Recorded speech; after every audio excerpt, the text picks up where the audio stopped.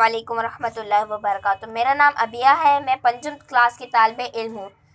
आज मैं आप लोगों के साथ एक उन्वान पे बात करना चाहूँगी, जिस उन्वान का नाम है आलूदगी।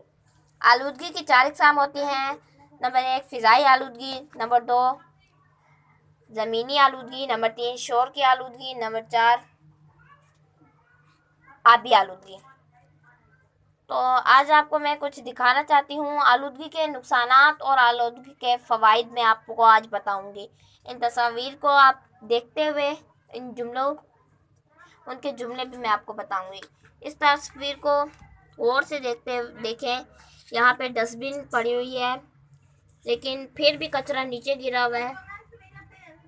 आलूदगी का हमें ख्याल रखना चाहिए। आलूदगी हमें ज़्यादा नहीं करनी चाहिए। और ये बच्चे गंदगी में बहुत ज़्यादा खेल रहे हैं, तो हमें चाहिए कि हम गंदगी में नहीं खेलें। ये बच्चे कभी भी बीमार हो सकते हैं।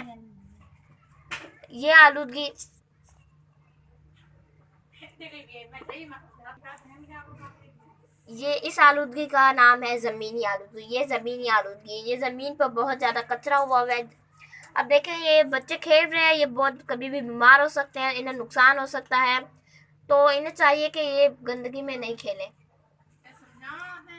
तो अब देखें, ये कचरा बहुत हो रहा है यहाँ पर। तो हमें चाहिए कि हम आलूदगी हमें नहीं करनी चाहिए। हमें सफाई का ज़्यादा ख्याल रखना चाहिए, क्योंकि अगर हम आलूदगी करेंगे तो इससे अल्लाह ताला भी नाराज़ होते हैं और इससे हमारा भी बहुत नुकसान होता है। तो अब मैं आलूदगी से बचने का तरीका बताऊंगी, आलूदगी के फ़वाइद।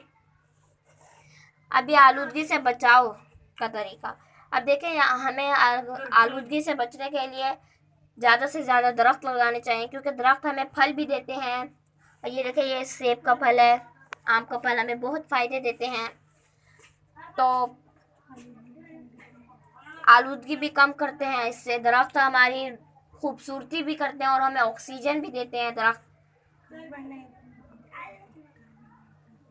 कार्बन डाइऑक्साइड हमें जज़्ब करते हैं। और भी बहुत सारे फ़वाइद हैं आलूदगी के।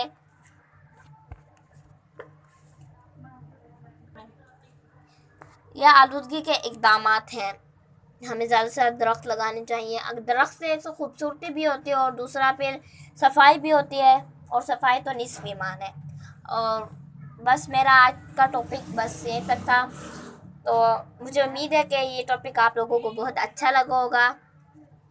तो अगर आप लोगों को अच्छा लगा हो तो बता दीजिएगा। Thank you.